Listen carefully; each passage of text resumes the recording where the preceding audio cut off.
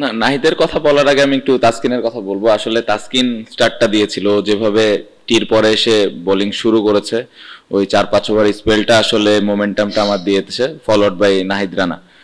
তো রানার আমরা জানি যে ও কত স্পেশাল এবং কত জোরে বল করে, এবং তার সাথে স্কিলটাও স্লোলি স্লোলি ডেভেলপ হচ্ছে। সো অনেক এনজয় করেছে, এবং অপোনেন্ট যেভাবে ভয় পাচ্ছিল ওর এগেনস্টে, এটা দেখতে অবশ্যই ভাল লাগে। সো খুবই খুশি ও যেভাবে টিমের জন্য কন্ট্রিবিউট করছে রেগুলার। ইচ্ছা থাকবে যে ও রেগুলার এভাবে টিমের জন্য কন্ট্রিবিউট করবে। না, আমার মনে হয় যে ব্যাটিং এ আমরা সকাল থেকে ক্লিয়ার ছিলাম আমরা কি করতে চাই। আমাদের অনেস্টলি ইচ্ছা ছিল আরো 15-20টা রান করার, বাট সামটাইমস আমার মনে হয় যে এরকম ব্রেভ ডিসিশন নেওয়াটাও জরুরি। টেস্ট টিমটা আমরা স্লোলি স্লোলি গ্রো করতেছে, ওপরের দিকে যাচ্ছে আমার মনে হয়। সো আমরা একটু সাহসী সিদ্ধান্ত নিয়েছি। আমার মনে হয় যে এটা সামনের দিকে আমাদেরকে হেল্প করবে এই সিদ্ধান্তটা। তারপরে আমি বলবো যে এই সিদ্ধান্তটা নেওয়ার পেছনে আসলে কারণটা হলো আমাদের যে বোলিং অ্যাটাকটা আছে, যে 5টা বোলার আমরা এই ম্যাচে খেলেছে, তো সবাই স্কিলফুল এবং সবাই ভালো বল করেছে। আমার মনে হয় এই ইনিংসে মিরাজ যেভাবে স্টার্ট দিয়েছে, তাসকিন যেভাবে প্রথম উইকেটটা নিল, ওইখান থেকে মোমেন্টামটা পাওয়া। তারপরে আমার মনে হয় যে তাইজুল ভাই মিডল ওভারে দারুণ বোলিং করেছে, ফার্স্ট ইনিংসে অতটা অপরচুনিটি পায়নি বোলিং করার। সো আমার মনে হয় 4-5টা বোলারই কন্ট্রিবিউট ছিল, স্পেশালি এই ইনিংসে তাসকিন এবং রানার ওই স্পেলটা আউটস্ট্যান্ডিং ছিল। না, খেয়াল করার কিছু নাই, ওরাও জানে যে আসলে রানাকে বাউন্সার মারলে আবার বাউন্সার খাইতে হবে। সো আমি হইলে রানাকে বাউন্সার মারতাম না, কারণ আমার ওই শখ নাই অত জোরে বাউন্সার খেলার। বাট হ্যাঁ, অবশ্যই ভালো লাগে। এখন আমরা ওই কি বলবো, বাংলা ভাষায় যদি বলি যে জবাবটা দিতে পারি, তো এটা একটা ভালো দিক। আমাদের ওই রকম বোলিং স্ট্রেংথ এখন আছে। সো এই জিনিসগুলো ভালো, টিম গ্রো করার জন্য ইম্পর্টেন্ট। সো আশা করবো যে ওরা সবাই এরকম ভাবে সুস্থ থাকবে এবং এই চ্যালেঞ্জগুলা ব্যাটসম্যানদেরকে দিবে। না, বোথ। আমার মনে হয় ওই সময়টা খেলা একদম 50-50 ছিল, ওদেরও জেতার একটা সম্ভাবনা তৈরি হয়েছিল। সো ওই সময় আমি একটু in and out field placement করেছিলাম, এবং একটা প্ল্যানই করেছি যে কিভাবে রান ছাড়া আমরা বল করতে পারি। কারণ একটা জিনিস ছিল যে এই উইকেটে অনেকক্ষণ ডিফেন্স করে থাকাটাও ডিফিকাল্ট। সো আর আমাদের যে স্কিল আছে, আমি মনে করেছিলাম যে কয়েকটা ভালো বোলিং পার্টনারশিপ যদি আমরা করতে পারি, তাহলে আমরা উইকেটের অপরচুনিটিজ আসবে এবং নতুন ব্যাটসম্যানের জন্য এখানে ব্যাটিং করাটা কঠিন হবে। সো ওটাই প্ল্যান ছিল, বাট ব্যাক অফ দ্য মাইন্ডে অবশ্যই ছিল যে এখান থেকে যেন ম্যাচটা ওরা বের করে না নিতে পারে। সো ফিল্ড প্লেসমেন্ট নিয়ে ওই জায়গাটাতে একটু আমরা কেয়ারফুল ছিলাম। একবার, খুব কম। আগে হয়তো একটু বেশি প্রয়োজন হতো, এখন আস্তে আস্তে শিখছে, আস্তে আস্তে করছে। আর সামটাইমস আমি ইচ্ছা করে যাই না, কারণ ওই নিজের আন্ডারস্ট্যান্ডিং থেকে বল করাটা ইম্পর্টেন্ট, যেটা ওর ভবিষ্যতে কাজে দিবে এবং ও নিজে থেকে শিখবে। সো আমার মনে হয় যে এই জায়গাটাতে ওর আর আমার কম্বিনেশনটা সোফার ভালো আছে, যে কখন আমার যাওয়া লাগবে, কখন যাওয়া লাগবে না। না, আমার মনে হয় ফার্স্ট ইনিংসটা বড় হতে পারতো। যেভাবে আমি ব্যাটিং করছিলাম, উইকেটটা অনেক চ্যালেঞ্জ ছিল, স্পেশালি প্রথম 2-3 ঘন্টা অনেক চ্যালেঞ্জ ছিল। সো তারপরে আমার মনে হয় যে ইনিংসটা একটু বড় হতে পারতো। সেকেন্ড ইনিংসে আমি বলবো যে আমি যেভাবে ব্যাটিং করতে পেরেছি, এগেন ডে 3 ডে 4 এর উইকেটটা ডিফিকাল্ট থাকে, ডে 5 আজকেও ব্যাটিং করলাম। সো ওভারঅল ব্যাটিং ভালো হয়েছে, বাট আমি বলবো যে ফার্স্ট ইনিংস আর একটু বড় হতে পারতো। না, এটা ডিপেন্ড করে আসলে কন্ডিশনের উপরে, সিচুয়েশনের উপরে। এখানে আমার মনে হয় যে স্পিনারদের একটু ক্রেডিট দিতে হবে, কারণ স্পিনাররা উইকেট নেয়, একটা সাইড হোল্ড করেও রাখে। সো ওই সময় ওই মোমেন্ট গুলাতে দেখা যায় যে পেস বলার হঠাৎ করে আসলে তখন ওই মোমেন্টামটা চেঞ্জ হয় ব্যাটসম্যানের। সো আমি বলবো যে এখানে স্পিনারদের একটা বড় ক্রেডিট আছে, স্পেশালি মিরাজ যেভাবে বল করেছে এই পুরো টেস্ট ম্যাচে। ওই জায়গাটার পরে যখন পেস বলার এরকম জোরে পেস বলার আসে, তখন ওই অ্যাডজাস্টমেন্টে ব্যাটসম্যানদের অবশ্যই একটু হলেও কঠিন হয়। সো ওই সিচুয়েশনগুলো রিড করা, ওই ধরনের পরিবেশটা তৈরি করাটা খুব ইম্পর্টেন্ট। সো ওই জিনিসগুলো দেখে আসলে রানাকে আমি ইউজ করার চেষ্টা করি। না, আজকে সকাল থেকে আমাদের একটা মেসেজ ছিল যে আমরা খেলাটা জেতার জন্য খেলবো, সিচুয়েশন যেরকমই থাক। টি ব্রেকেও কোচ ওই মেসেজটাই দিয়েছে, এবং আমরা সবাই ওই বিশ্বাসটা নিয়ে ঢুকেছিলাম যে এখান থেকে আমরা খেলাটা জিতবো, এবং যদি না জিততে পারি তাহলে ওদের যেন কষ্ট হয় খেলাটা সেভ করতে। সো এরকমই মন মানসিকতা ছিল। একবারের জন্যও আমরা এরকম চিন্তা করিনি যে খেলা এখান থেকে আমরা হেরে যেতে পারি বা এখান থেকে আমরা খেলাটা ড্র করতে চাই। আমাদের ওই এগ্রেসিভ মাইন্ডসেট আপই ছিল, এবং আমরা জেতার জন্য চেষ্টা করেছি। প্রথমত অস্ট্রেলিয়া, ইন্ডিয়া, ইংল্যান্ড এরকম টিম হয় নাই। আমার মনে হয় যে ভালো 5টা বোলার আছে, এই জন্য এই সাহসগুলা নিতে পারছি। বাট আমার মনে হয় যে বোলিং ইউনিট আরো ইমপ্রুভমেন্টের জায়গা আছে। এই জায়গাটাতে যদি আরেকটু কনসিস্টেন্ট আমরা হতে পারি তাহলে এরকম সিদ্ধান্ত আমরা ভবিষ্যতে আরো নিতে পারবো। সো ক্রেডিট দিতে হবে, আস্তে আস্তে ইমপ্রুভ হচ্ছে।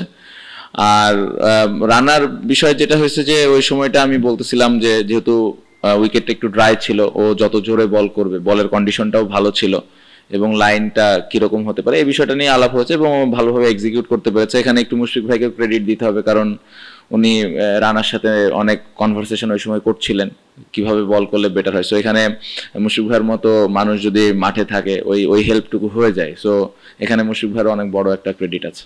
লাস্ট কয়েকদিন ধরে মিরপুরের উইকেট কিন্তু খুবই ভালো, ওয়ান ডে সিরিজ যেগুলো আমরা খেললাম ওইখানে ভালো পেস অ্যান্ড বাউন্স ছিল। সো অবশ্যই এ ধরনের এক্সপেকটেশন আমাদের ছিল যে টেস্টে এরকম উইকেট আমরা পাবো।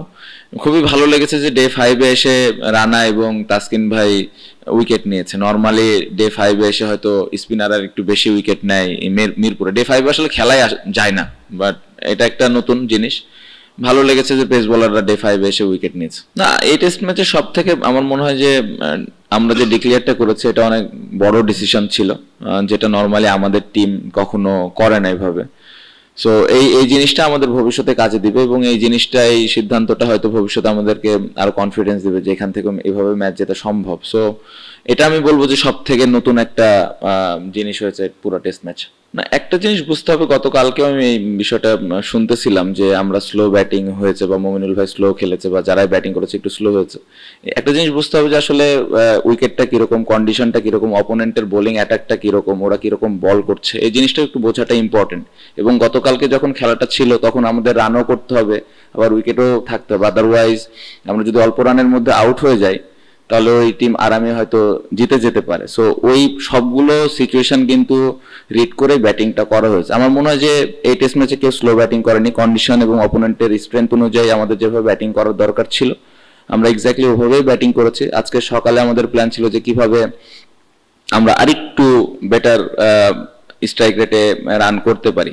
বাট আমি বলবো যে গতকালকের ব্যাটিং এর কারণে আজকে একটু আমরা তুলনামূলকভাবে একটু ফাস্ট খেলার চেষ্টা করতে পেরেছি। আমি বলবো না যে 100% পেরেছি, বাট এই আন্ডারস্ট্যান্ডিং গুলো আমাদের সবার থাকা উচিত যে আসলে কেন ব্যাটসম্যান গুলো একটু সময় নিয়ে ব্যাটিং করছে বা কেন আজকে একটু ভালো স্ট্রাইক রেটে ব্যাটিং করছে। না, আমাদের একটা লক্ষ্য ছিল যে 270 প্লাস এইখানে খুব ভালো একটা স্কোর হবে এবং যখন আমরা 268-এ 267-এ শেষ করেছি তখন আমাদের একটা বিশ্বাস ছিল যে এখান থেকে আমরা ম্যাচটা বের করতে পারবো।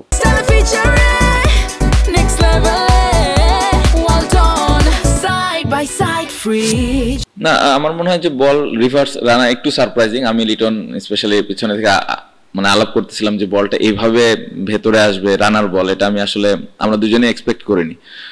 এটা একটা ভালো দিক, ভালো লাগার বিষয়। আমার মনে হয় যে এখানে বলটা খুব ভালো মেনটেন হয়েছে। যারা বল শাইন করছিল এদের ক্রেডিট দিতে হবে, এটা বলা যাবে না। তো আমার মনে হয় যে এটা একটা ভালো দিক। সো অবশ্যই এটা একটা পজিটিভ সাইন যে রানাও রিভার্স করাইতে পারে, যে তাসকিন করায়, ইবাদত করায় বা শরীফুল খালেদেরা সবসময় এই জিনিসটা করে থাকে, বাট রানাও স্লোলি এই জিনিসটা শিখছে। সো অবশ্যই এটা একটা পজিটিভ দিক। আমার ব্যাটিং বলবো যে না, আমার মনে হয় যে আমার জায়গায় যদি অন্য কোনো বড় ব্যাটসম্যান থাকতো 101টা হয়তো 200 হইতো। এটা খুবই সত্যি কথা। আপনি ওয়ার্ল্ড ক্রিকেটে যদি দেখেন যে এরকমই করে যারা টপ ব্যাটসম্যান। সো আমার মনে হয় যে আমি বলবো না যে আমি আমার সেরা ছন্দে আছে, আমি মনে করি যে আমার আরো বেটার ব্যাটিং করা উচিত ছিল ফার্স্ট ইনিংস। না, এত দূরে যেতে চাই না, স্টার্টটা ভালো হয়েছে। আমার মনে হয় নেক্সট টেস্ট ম্যাচটা ইম্পর্টেন্ট। আমি যেটা প্রথম দিন প্রেস কনফারেন্সে বলছিলাম যে গত বছর আমরা হয়তো 7-এ মনে হয় শেষ করেছিলাম, এবার যদি আমরা 4-5-এ শেষ করতে পারি তাহলে একটা ভালো অবস্থান তৈরি হবে। আমার মনে হয় স্লোলি যদি এভাবে আমরা আগাতে থাকি একটা সময় সবাই হয়তো জানবে যে আমরাও এখন ভালো টেস্ট ক্রিকেট খেলি। বাট এখনই এত দূরে যেতে চাই না, অনেক ইমপ্রুভমেন্টের জায়গা আছে। এক টেস্ট ম্যাচ জিতেছি, অনেক কথা হবে, অনেক পজিটিভ কথা হবে, বাট অ্যাজ এ পুরা টিম হিসেবে আমাদের অনেক ইমপ্রুভমেন্টের জায়গা আছে এখনো। আমার মনে হয় পেছনের ক্যাচগুলো আরো যদি আমরা ধরি, আরেকটু যদি ওই জায়গায় অ্যাকুরেট হই, ক্যাচগুলো যদি আমরা 100% বলবো না, পেছনে ক্যাচ মিস হবেই, প্রত্যেকটা টিমই করে, বাট আরেকটু যদি আমরা ক্যাচগুলো বেশি ধরতে পারি তাহলে আমার মনে হয় যে আরেকটু টিমের জন্য বেটার হবে। না, আমার মনে হয় ব্যাটিং সবসময় এনজয় করি, রান না করলে শুধু এনজয় করি না। তো ভালো লাগছে, ব্যাটিং ভালো হচ্ছে। ব্যাটিং সবার সাথেই ভালো লাগে, পার্টিকুলার কোনো ব্যক্তির কথা বলতে চাই না। আমার মনে হয় মুশফিক ভাই, মমিনুল ভাই, লিটন সাথে যদিও কম ব্যাটিং করার সুযোগ হয় টেস্ট ক্রিকেটে, সবার সাথে এনজয় করি, সো একটা একটা ভালো দিক। আর টপ অর্ডারদের নিয়ে আমি সত্যি কথা বলতে চিন্তিত না, তাদেরকেও একটু সেটেল হইতে হবে। সাদমান আমার মনে হয় ভালো করছে, জয় কিছুদিন আগে একটা 170 রানের ইনিংস খেলেছে, সো এই দুই ইনিংসে আমি খুব বেশি চিন্তা করতে চাই না।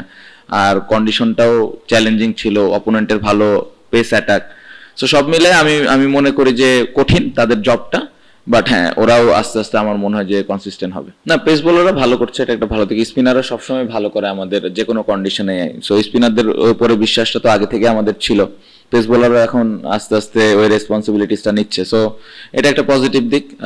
ক্রিকেট বোর্ডের কাছ থেকে বলবো যে আমাদের পেস বোলারদেরকে আরেকটু ভালোভাবে মেনটেন করা, ওদেরকে আরো কিভাবে মেনটেন করা যায় এই জিনিসটা আমি বলবো যে ওদের দিকে আরেকটু নজর রাখা।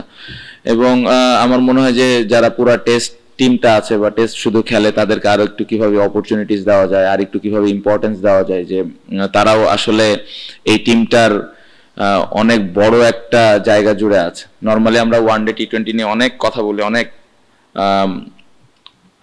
কি বলবো সোশ্যাল মিডিয়া থেকে শুরু করে সাধারণ মানুষের কাছ থেকে অনেক কথাবার্তা হয়, বাট টেস্ট ক্রিকেটটা শেষ হওয়ার পরে হয়তো সবাই ভুলে যায়।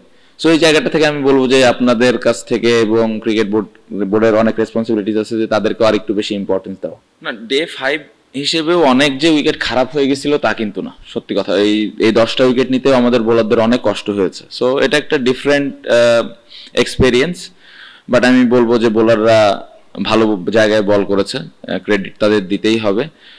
এবং আমার মনে হয় যে ব্যাটিং এর সময় আমাদের মাথায় একটা জিনিস ছিল যে আসলে এই 270 280 এটা কতটুকু সেফ হবে, বাট যেহেতু বোলিং অ্যাটাকটা ভালো, এই বিশ্বাসটা নিয়ে আমরা এসেছিলাম। এবং মিরপুরে ডে 5-এ যে কোনো কিছু হতে পারে, এরকম কোয়ালিটি বোলিং অ্যাটাক থাকলে আপনি ওই ধরনের মাইন্ডসেট আপনি যেতেই পারেন। খুব ইম্পর্টেন্ট, এক একজনের স্ট্রেংথ এক এক রকম, অনেকে হয়তো উত্তর দেন, অনেকে দেন না, এটা ইন্ডিভিজুয়াল থিংস। বাট এটাই তো একটা টেস্ট ক্রিকেটের সৌন্দর্য, আমার মনে হয় যে 5 দিন ধরে একটা ব্যাটেল চলে, সো এটা ভাল লাগে। আমি অ্যাজ এ ব্যাটসম্যান হিসেবে এনজয় করি এই জিনিসগুলো, এবং আমার মনে হয় যে এটা টেস্ট ক্রিকেটের সৌন্দর্য আরো বাড়ায়। প্রিপারেশন ভালো নিয়েছি, প্রিপারেশনটা ভালো ছিল, এবং নিজের উপরে বিশ্বাস সবসময় থাকে যে আমি কিভাবে কন্ট্রিবিউট করতে পারি দলের জন্য। আমি স্টিল বলবো যে আরেকটু বেটার ব্যাটিং আমি করতে পারতাম।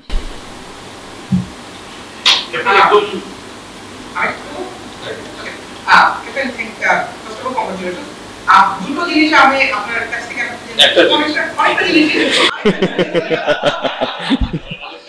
হ্যাঁ, প্রথমে আপনি যে দুইটা নামের কথা বলেছেন, এই নাম আমার সাথে যায় না একদম, মানে মানে মাফ করে দেন আমাকে, এই নাম আসলে হয় না।